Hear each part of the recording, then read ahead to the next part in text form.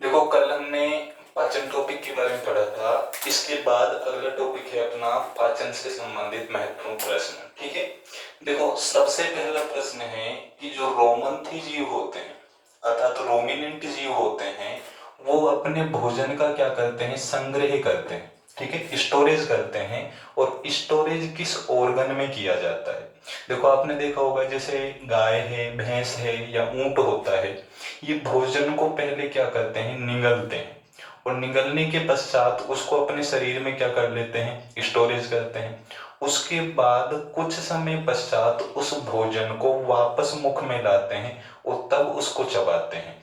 इस प्रक्रिया को अपन कहते हैं रोमंथन। और वो जीव जो इस प्रक्रिया को दर्शाते हैं वो क्या कहलाते हैं, रोमंथी अर्थात रोमिनेंट जीव कहलाते हैं। ठीक है, अब देखो सबसे पहला देखें, कोलन देखें।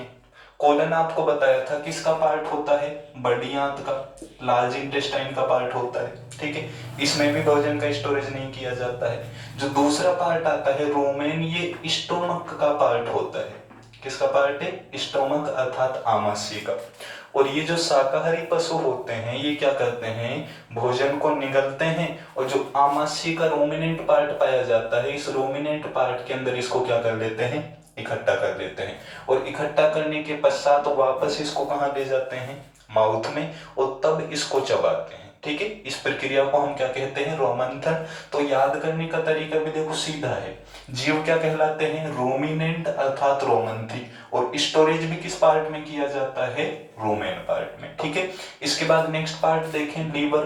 तो लीवर आपको पता है मनुष्य की क्या होती है, सबसे बड़ी ग्रंथि होती है। ठीक है, अब लीवर का देखो काम क्या होता है, बाइल ज्यूस को क्या करना, एक प्रकार से स्रावित करना।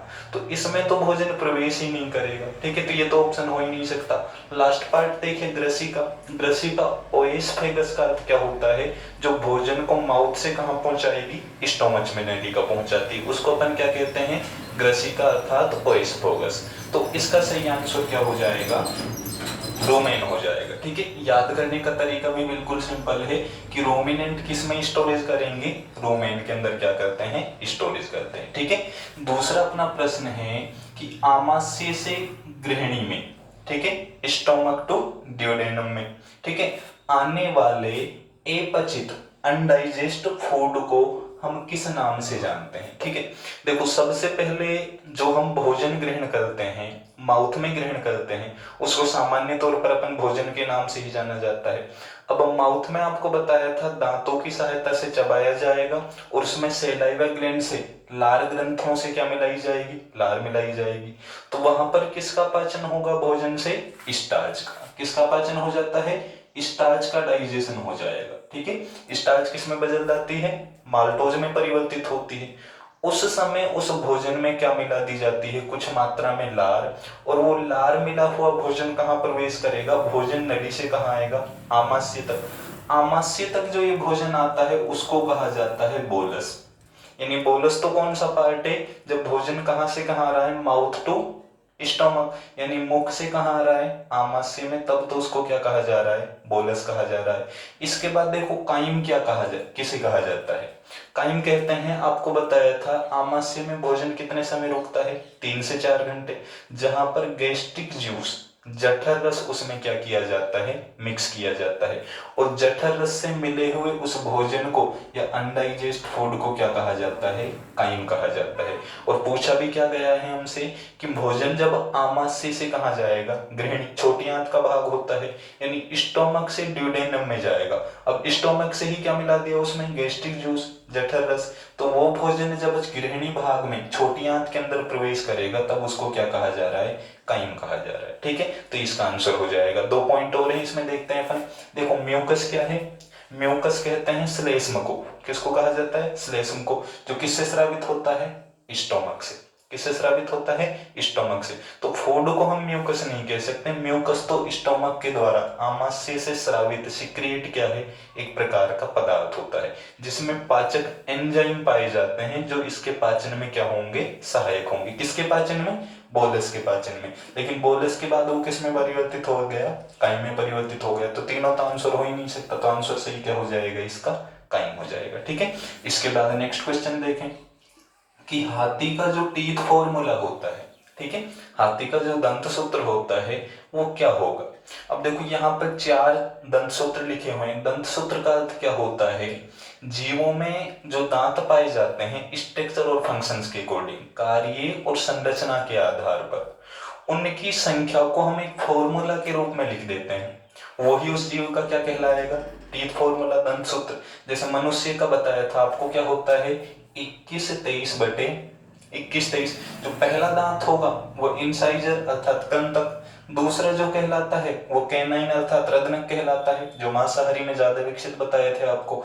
इसके बाद तीसरा कौन सा हो जाएगा, प्रीमोलर अग्रचवर्णक, जिनको चिक टीथ कहा जाता है, शिशु में एब्सेंट होते हैं चाइल्ड में। और लास्ट क्या कहलाएगा, मोलर अर्थात चवर्णक। ठीक है। अब देखो ये तो मनुष्य का हो गया, पूछा किसका गया है, हाथी का। 21-23 गुणा 2। ठीक है।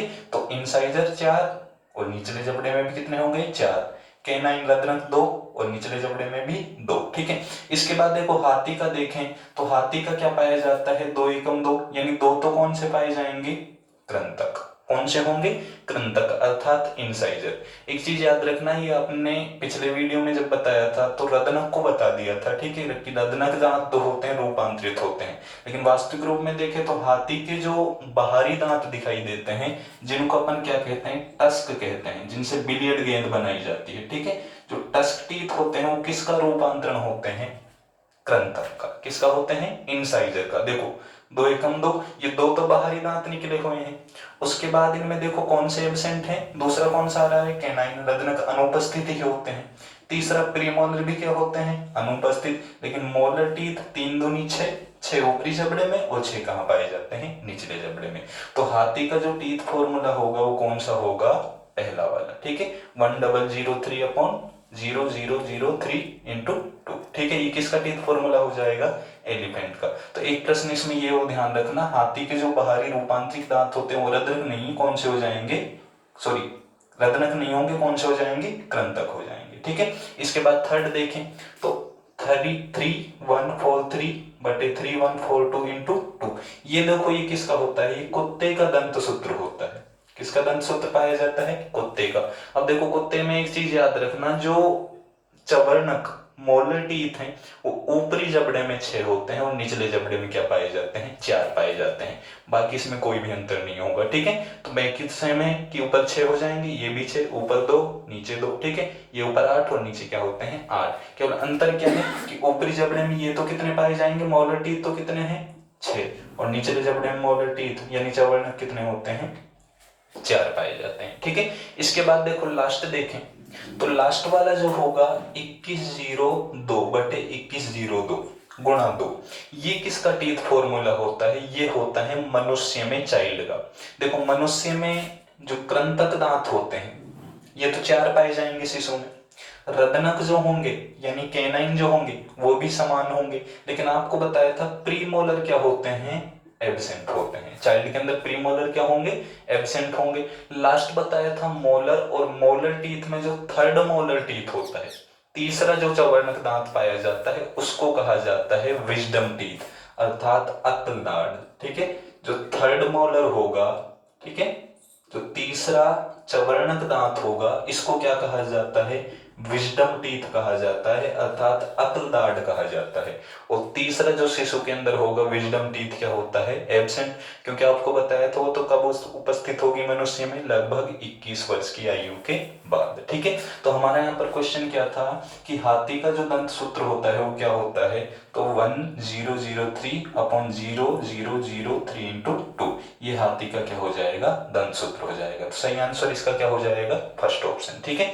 इसके बाद अगला क्वेश्चन क्या है कि जो बाइल ज्यूस होता है, पितरस होता है, ये किससे स्रावित होता है। देखो आपको बताया था ये जब लीवर के अंदर पढ़ाया था कि इससे संबंधित ज्यादातर क्वेश्चन पूछ लिए जाते हैं। अब देखो पहला ही ऑप्शन ज्यादातर आपको ये मिलेगा, पिताशय गोल ब्लेडर, पितरस, बाइल ज्यूस किससे सिक्रिएट हो रहा है, स्रावित हो रहा है।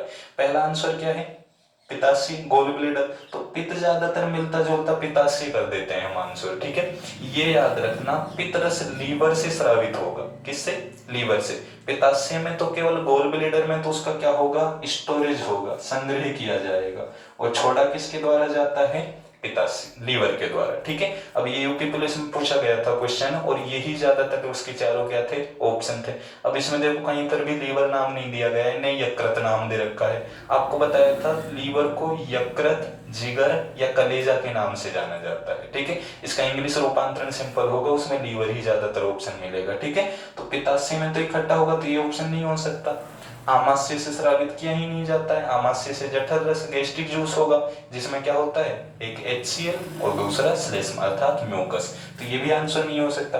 तीसरा जिगर या कलेजा या लीवर या यकृत एक ही अंग के नाम होते हैं, तो किससे स्रावित किया जाता है, जिगर से।